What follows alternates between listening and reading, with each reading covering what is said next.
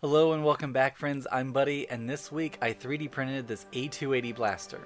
There seems to be a little confusion over the exact designation of this blaster. We got to see it for the first time in The Empire Strikes Back, but it never had a confirmed classification on screen until the release of this Ultimate Star Wars book in 2015. But Wikipedia has this designated as an A280 and this one as an A280C. Notice there are differences between the two models. Now, the A280C resembles what we see the Rebels use on Hoth in its first appearance, and the A280C was used by Carson in The Mandalorian Chapter 10, The Passenger. But the databank on starwars.com has it classified as an A280. Let me know what you think it's called, but in the meantime, let's get started. Okay, so naturally the pieces had to print. I've designed the pieces so there are as few supports needed as possible, and to help them print a little faster, I set up my layer height to 0.2, and I think these are the cleanest prints I've ever gotten, but they still need some cleanup to get rid of layer lines. I'm starting with some 220 grit, and I think since they are so clean, I'm going to reduce the amount of pre-sanding and see what the result is.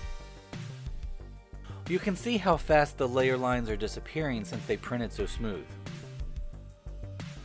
Next, I hit them with some 400 grit. This will even out any unevenness and remove the scratch marks made by the 220. And you can see how the layer lines are already disappearing with just these two quick steps. For internal supports, I'm using two 1/2 inch dowels. One measures 22¼ inches and will be used in the top hole, and the other is 19½ and will be used in the bottom. I'm squeezing some E6000 into the holes before inserting the dowels.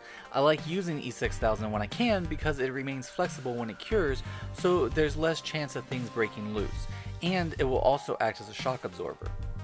The dowels are slid all the way in, and before the body part 2 is slid on, I add some of the E6000 to its holes. This way, when it is added, the dowels will push the glue into and along the openings. But before pushing part 2 all the way up against part 1, I add some CA glue to the surface where the pieces will touch. The reason I'm using CA glue here is because it dries faster than the E6000, which allows me to continue with the assembly at a faster rate. Then part 2 is slid to come in contact with part 1. They are aligned, and then I use some zip kicker to cure the glue in seconds, and I'm able to move on to body part 3. This piece is added the exact same way and set with zip kicker. The assembly on this is actually really easy. The two dowels make alignment fast, and a lot of the greeblies are designed into the pieces so less gluing is required. Body part 4 is a small piece and slides onto the top dowel that is still protruding. Now, to make sure I have the alignment correct, I'm sliding in the barrel part 1 piece. I'm not gluing it in, just using it to make sure that the body part 4 is straight, then set the glue with zip kicker. Next, I remove the barrel and add some CA glue into this hole, then insert the barrel again. One end on this barrel piece has a slight indent in it. You want this piece to face out. This is important, or the next piece won't fit properly. For some extra added support on this end, I use a 7-inch piece of 3/8 inch dowel. This is inserted with some E6000, and then the barrel part 2 piece can be added and glued into place with CA glue. Next, the stock is inserted and glued into the hole on the body part 1 piece.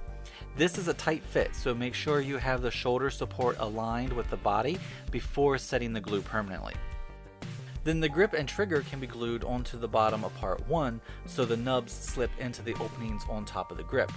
Again, this is a tight fit, so test fit and sand if need be before using any glue. The switch can be inserted into the opening on the left side of the grip. You don't need to glue this in place. You could leave it so it can be flipped back and forth if you want. Next is the scope attachment, which is the housing with 3 dials attached. The sight ring slides onto the sight, and the slide inserts into the rectangular opening in the bottom of the ring. This whole unit attaches to the top of the body of part 2. Again, it's tight, so take your time and make sure it fits before gluing in place. Lastly, the cylinder and its rings can be glued onto the top of part 1. Ring 1 is toward the front, and ring 2, which is wider, is toward the back of the cylinder. And with that, assembly is complete and the blaster is ready for prep. So the blaster does have some seams between the pieces that will need to disappear, and to do that I'm using some glazing and spot putty. I'm using a palette knife to apply because you don't want this stuff to come in contact with your skin because overexposure can cause health issues because it is toxic. The putty does shrink slightly as it dries, so some spots might open up or dip in. If this does happen, it's no big deal. You can apply a second coat, but to try to avoid this, I'm applying it on thickly. I let that dry for a few hours and then level it off with some 180 grit sandpaper. While I sand away, I would really appreciate it if you would click the subscribe button if you haven't already. It's completely free to you and will help my channel grow, and if you click the notification bell you can customize your notifications so you'll never miss a project. Thank you! Once the seams are sanded smooth, I mix some of the spot putty with some acetone and using an old brush apply a layer of the mixture to the entire blaster. It doesn't need to be even, but you want to make sure it's completely coated. This will help fill in any areas where it may have been a little difficult to sand, or some unevenness or layer lines might still be visible. After the mixture is dry, I even off the surface with the 400 grit sandpaper. This makes a mess, so be ready for that, and make sure you also wear a face mask. You can see here when it's sanded how the mixture has filled in the very thin lines that the initial sanding round couldn't take care of. Once it's all sanded, the blaster is ready for some primer, and for that I always use a 2-in-1 filler and sandable primer. Since this project has so many nooks and crannies, I'm going to spray on 2 thick layers, that way hopefully any uneven spots will nicely get filled in. I waited 30 minutes between layers and let them dry fully overnight, and to just even it off I'm wet sanding the surface with the 400 grit. Wet sanding is pretty easy. In this case, I'm simply dipping the paper in the water and then sanding the blaster with it. This step will help smooth and polish up the surface so it doesn't look like a 3D printed plastic anymore. When it's dry, I'm going to spray a layer of this hammered metal spray paint. This will provide a base layer that will mostly be covered, but will give us some great texturing and aging effects later on. And when spraying, you want to make sure that this can is really shook up because this stuff needs to be thoroughly mixed before you spray it. And since it's a base layer, I'm not too worried about even coverage. So here it is dry. This paint leaves a great finish, but the blaster is too shiny and silver looking. That's why this is a base texture layer. Next, I'm applying some liquid latex. This is going to be used as a masking fluid, so once we peel it away, it'll reveal the paint underneath, creating some realistic paint chipping effects. I'm applying it to areas and high points that are most likely to be damaged by wear and tear or would bump against things, so areas like the grip and trigger, raised points, edges, and corners. When the latex dries, it's clear, and once it's dry, I'll spray the entire blaster with this satin black. You could also use a flat black if you want. I'm using satin because it's what I had in the shop. Once that is dry, the areas with the latex can be rubbed, and the latex will peel away, exposing the textured metal underneath. And by having the textured paint under the black, even in spots that aren't being exposed, it gives the black a really nice texture. Okay, so I want to add a little bit more variation to the damaged areas, so I'm going to paint on some alclad chrome. I'm using a small round brush and just dabbing it onto the edges, and it gives a slight effect, making areas look like the black is damaged and the base is slightly showing through where the black will flake off eventually. While that's drying, I'm going to work on the shoulder strap. I've stitched together 2 strips of canvas with the below measurements. You could use a muslin or other loosely woven cloth you have. I don't have a dye, so I'm airbrushing the strips with a burnt umber. Airbrushing will keep the paint application thin enough as not to stiffen the fabric, and it allows me to add variation in the texture as I paint. When the paint is dry, the strips can be added to the buckle, which has been sanded and then sprayed with the hammered paint. One end slips through and around the center post so that about 2 inches is through the other side. Then I stitch in place with a needle and thread. This is to hold the end in place. You could also use rivets.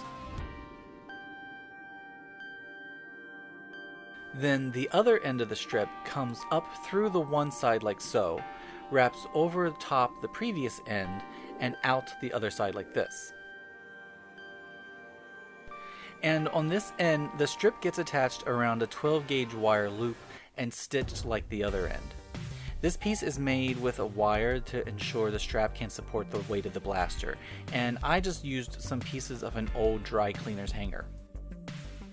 This loop on the strap is then inserted into the small holes on body part 4. You want to ensure that it is a tight fit in order to avoid the wire slipping loose. Now for the other end, which will go through the holes in the stock, a second wire loop is wrapped through the loop of fabric and the wire is inserted into the stock holes. For this one, there is no stitching required, it's just the wire through the loop.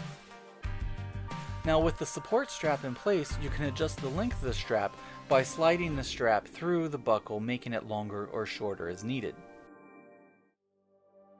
Since I didn't use rivets, I glued on some small EVA foam circles to cover the stitches. I placed one on each side of the stitch to make it look like a rivet that goes all the way through the fabric. Okay, we're getting pretty close to the finish, but the blaster is still too new looking for me, so I'm taking some thinned burnt umber and brushing this into the grooves and creases, then dab the areas with a paper towel to create some splotchy variation effect. This is just adding some grime and aging to the piece. After that dries, the blaster is finished and looking like this. It's a really easy build and paint job to achieve such an iconic piece from the Star Wars universe. The texture under the black paint gives the surface a visually unique finish that no way near resembles a 3D printed prop. And the aging definitely makes it look like a blaster used in a struggling rebellion. By incorporating the strap, it adds an element that is not only aesthetically pleasing, but also practical when carrying the prop around at a convention. Whether it's an A280 or an A280C, I'm really happy with the way this blaster turned out. Let me know what you think. I'm thrilled that the reduced initial sanding didn't become a problem in the end. The finish is amazing and was so fast to achieve with this minimal sanding technique. If you like this project, please give this video a thumbs up and share it with all your friends and family. And if you want to make your own, check out the below description where I've posted a link to get the files. Again, I hope you enjoyed it. Please subscribe if you haven't already, and I'll catch you on the next one. Have a great day. And remember, if you are building any of my builds or using any of my templates, feel free and tag me at House of Props on Instagram, Twitter, and TikTok, because I would really like to see your fantastic work. Thank you for watching, and I'll see you next time.